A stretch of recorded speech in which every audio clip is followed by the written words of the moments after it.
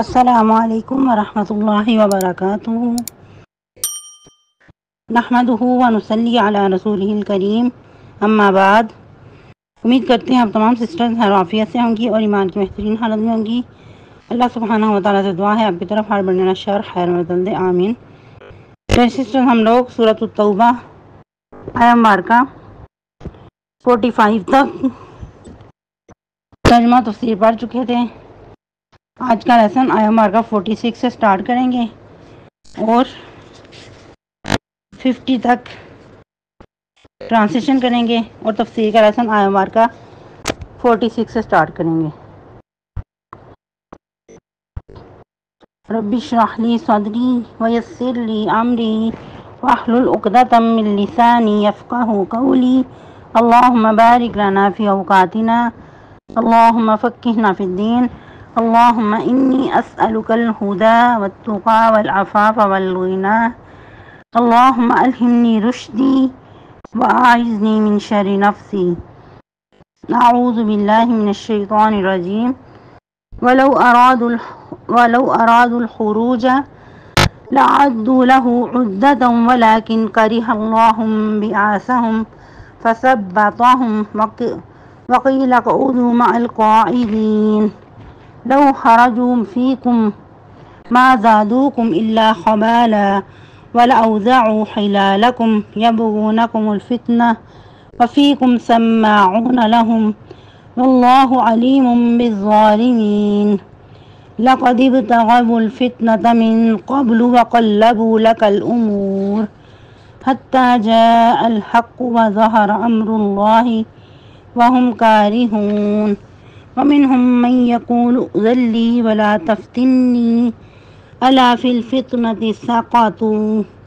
وإن جهنم لمحيطة بالكافرين إن تصبك حسنة تسؤهم وإن تصبك مصيبة يقولوا قد أخذنا أمرنا من قبل ويتولوا وهم فرحون۔ ٹرانسلیشن۔ ولو ارادوا الخروج، اور اگر ارادہ رکھتے ہوئے نکلنے کا، لعدوا له عدة، البتہ آپ ان کے لیے بھرپور تیاری کرتے، ولكن كره الله بعاثهم، لیکن ناپسند کیا اللہ نے ان کا نکلنا ہی یا اٹھنا بیٹھنا ہی، فثبتهم، تو ان کو بیٹھے ہی رہنے دیا، وقیل اقعدوا مع القاعدین، اور کہا گیا بیٹھے رہو تم بھی ساتھ بیٹھے رہنے والوں کے، لو خرجوا فیکم، اگر وہ نکلتے تم میں، ما زادوکم، نہ زیادہ کرتے تم کو، الا خبالا، مگر فتنہ اندازی یا تمہیں ضرر پہنچانا، وَلَأَوْضَعُوا خِلَالَكُمْ، اور بتا تمہارے درمیان گھوڑے بھگاتے پھرتے، یبغون فیکم الفتنہ، تلاش کرتے تم میں فتنہ، وفیکم سماعون لہم، اور تمہارے درمیان ان کے جاسوس بھی ہیں، واللہ علیم بالظالمین، اور اللہ تعالیٰ خوب جانتا ہے ظالموں کو، لَقَدِ ابْتَغَوُا الْفِتْنَةَ مِن قَبْلُ، البتہ تلاش کرتے رہے وہ فتنہ اس سے پہلے بھی، وَقَلَّبُوا لَكَ الْأُمُورَ، اور الٹ پلٹ کرتے رہے معاملات میں، یا ہیرا پھیری کرتے رہے آپ کے لیے معاملات میں، حتیٰ جاء الحق، یہاں تک کہ آ گیا حق، وظہر امر اللہ، اور ظاہر ہو گیا حکم اللہ کا، وہم کارہون، اور وہ ناخوش ہی ہوتے رہے، ومنہم من یقول ائذن لی، اور بعض ان میں سے ایسا ہے جو کہتا ہے مجھے اجازت دیجیے، ولا تفتنی، اور مجھے فتنے میں نہ ڈالیے، الا فی الفتنۃ سقطوا، سن رکھو کہ وہ فتنے پڑ چکے ہیں، وان جہنم، بے شک جہنم، لمحیطۃ بالکافرین، بتا گھیرے ہوئے ہے کافروں کو، ان تصیب کا حسنۃ، اگر پہنچے تجھ کو کوئی نیکی، تسؤہم، انہیں بری لگتی ہے، وان تصیب کا مصیبت، اگر پہنچے آپ کو کوئی مصیبت، یقول، وہ کہتے ہیں، قد اخذنا، تحقیق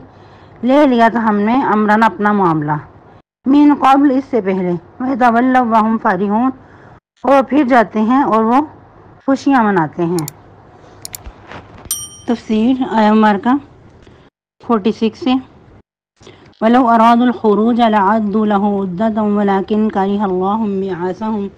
فثبطهم وقيل اقعدوا مع القاعدين۔ جیسا کہ ہم پڑھ رہے تھے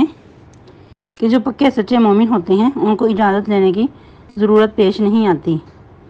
وہ تو اپنے مالوں اور جانوں کے ساتھ جہاد کرنے کے لیے ہمیشہ تیار رہتے ہیں اور اپنے مال اور جان لگاتے بھی ہیں۔ ایسے لوگوں کی فضیلت میں اللہ سبحانہ و تعالیٰ نے اپنے پیارے حبیب صلی اللہ علیہ وسلم کی زبانی فرمایا، جیسا کہ نبی صلی اللہ علیہ وسلم کا ارشاد گرامی کہ لوگوں کے معاش میں سب سے بہتر وہ آدمی ہے جو اللہ کی راہ میں اپنے گھوڑے کی لگام تھامے ہوئے اس کی پشت پر اڑتا پھرتا ہے، جب کسی دشمن کی طرف سے کوئی خوف یا گھبراہٹ محسوس کرتا ہے تو اڑ کر وہاں پہنچ جاتا ہے، یعنی کہ جہاد کے میدان میں کودنے کے لیے بھاگا بھاگا پھرتا ہے، وہ قتل اور موت کی جگہوں کو تلاش کرتا ہے، جہاں اسے ملتی ہے وہاں پہنچ جاتا ہے۔ اور کس طرح مومنین نے پھر اپنے جذبے دکھائے، جیسا کہ نبی صلی اللہ علیہ وسلم جب غزوہ تبوک میں پہنچے، میدان تبوک میں پہنچے،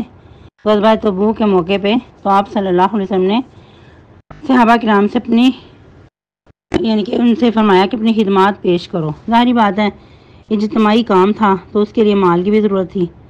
اس وقت کس طرح لپک لپک کر صحابہ کرام نے نذرانے پیش کیے، سبحان اللہ۔ جیسا کہ سیدنا ابوبکر صدیق رضی اللہ تعالیٰ عنہ نے فرمایا کہ اللہ اس کے رسول کی محبت چھوڑ آیا ہوں، یعنی کہ پوچھا کہ ابوبکر گھر میں بھی کچھ چھوڑ کے آئے ہو؟ کہا اللہ اس کے رسول، مراد کہ اللہ اس کے رسول کی محبت یعنی کہ سارا مال ہی لے آئے اور آپ صلی اللہ علیہ وسلم کے سامنے پیش کر دیا۔ اور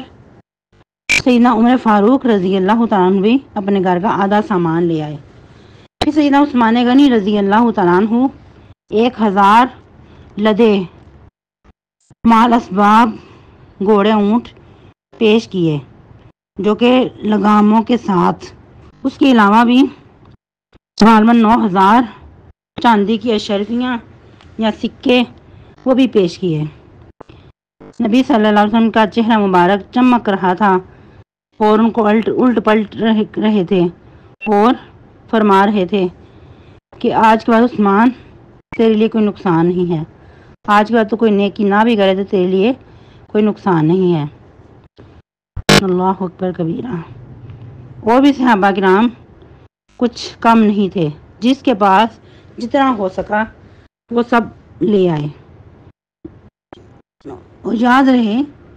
اس موقع پہ بھی منافقین نے خوب تانا زنی کی، جو زیادہ لے آیا اس کو کہا کہ ہاں دکھلاوا کرنے کے لیے ریاکار ہیں، اور جس کے پاس کچھ کم تھا اس نے کم ہی اپنی خدمت پیش کی تو اس کے بھی اوپر بھی تانا زنی کی کہ اللہ کو اتنے سے مال کی ضرورت ہے کہ اللہ فقیر ہو چکا ہے، نعوذ باللہ استغفر اللہ۔ اور صحابہ کرام کے حوصلے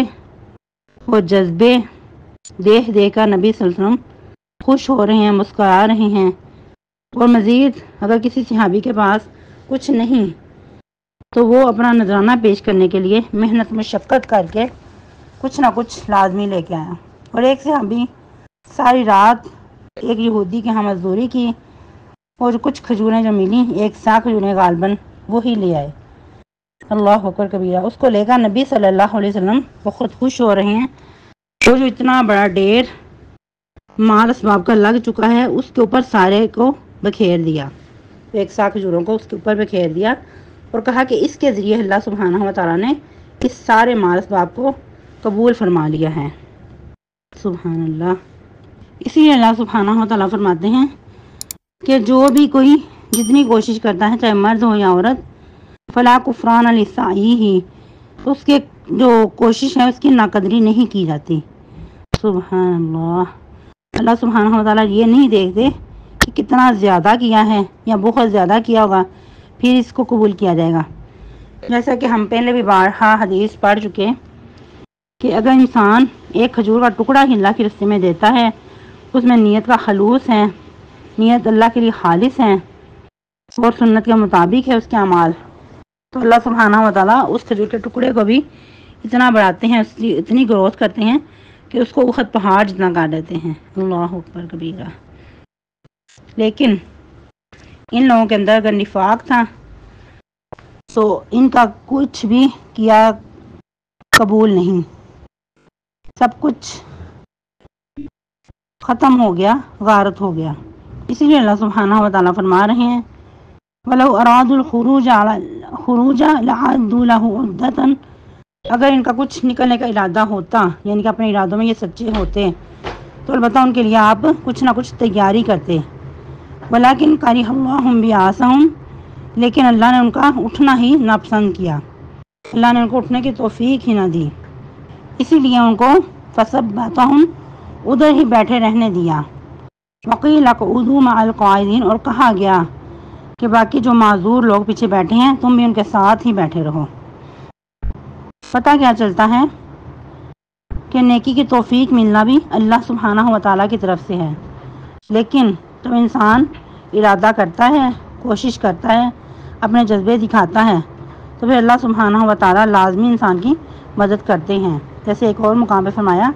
ان تنصروا اللہ ینصرکم ویثبت اقدامکم، اگر تم اللہ کے لیے مدد کرو گے اس کے دین کی تو اللہ بھی تمہاری مدد کریں گے اور تمہارے قدموں کو ثبات عطا کریں گے، تمہارے اندر استقامت عطا کریں گے، تمہیں اسی طرح بے یار و مددگار نہیں چھوڑیں گے۔ مزید اللہ سبحانہ و تعالیٰ اپنے پیارے حبیب صلی اللہ علیہ وسلم کو تسلی دیتے ہوئے فرما رہے ہیں لو خرجوا فیکم ما زادوکم الا خبالا، کہ یہ لوگ اگر نہیں نکلے تو اچھا ہی ہوا، کیونکہ اگر یہ لوگ آپ کے ساتھ نکلتے تو تمہارے درمیان نقصان ہی کرتے، کوئی فائدہ نہ تمہیں پہنچاتے ہیں، یعنی تمہارے درمیان ایسی ایسی حرکتیں کرتے جو سوائے تمہیں نقصان پہنچانے کے کوئی فائدہ نہ پہنچاتے۔ اور یاد رہے کہ جو خبال کا ورڈ ہے وہ نقصان کے لیے ہی بولا جاتا ہے، خرابی کے لیے، نقصان کے لیے۔ جس طرح کچھ لوگ لگائی بجائی کرتے رہتے ہیں، ادھر کی باتیں ادھر لگانا، وہاں سے دوسروں سے باتیں لا کر ادھر لگانا، دو گروہوں کے درمیان فتنہ انگیزی کرنا، تو ایسے لوگوں کے لیے یہ خبال کا ورڈ بولا جاتا ہے۔ اور مزید وہ کیا کرتے ہیں، تمہارے درمیان فتنہ ہی تلاش کرتے، یعنی کہ کوئی جو فتنے کا موقع ہے وہ ہاتھ سے نہ جانے دیتے۔ یاد رہے کہ اس طرح کے لوگ ہر جگہ پہ، ہر موقع پہ موجود رہتے ہیں، تو پھر ایسے لوگ مزید حوصلے پست کرنے کے لیے کچھ نہ کچھ کرنے کی سوچتے رہتے ہیں، کیونکہ ایسے لوگ بامقصد نہیں ہوتے، اور بے مقصد لوگوں کا کام یہی ہوتا ہے۔ ایسے لوگ نہ خود خیر کا کوئی کام کرنا چاہتے ہیں اور نہ دوسروں سے کوئی خیر دیکھنا چاہتے ہیں، بلکہ اگر کوئی اچھا کام کرنے بھی لگتا ہے فوراً رخنہ اندازی کر کے تو فتنے میں مبتلا کر دیتے ہیں۔ یہ مزید فرمایا فیکم سماعون لہم، اور تمہارے درمیان ان کے خوب سننے والے بھی ہیں۔ اس کے بھی دو معنی ہیں، ایک تو یہ کہ ان کے جاسوس تمہارے درمیان ہے، دوسرا یہ کہ وہ ان میں کچھ ایسے لوگ ہیں کہ جو ان کی باتیں تو خوب اچھی طرح سنتے ہیں، ان کی گفتگو بڑے پرجوش انداز میں سنتے ہیں اور ان کی گفتگو ہی ان کو اچھی لگتی ہے، کیونکہ ایسے لوگ خوب بناوٹی انداز میں بات کرتے ہیں اور چرب زبانی سے دوسروں کو اپنی طرف مائل کرنے کا فن جانتے ہیں۔ اس لیے ایسے لوگوں کو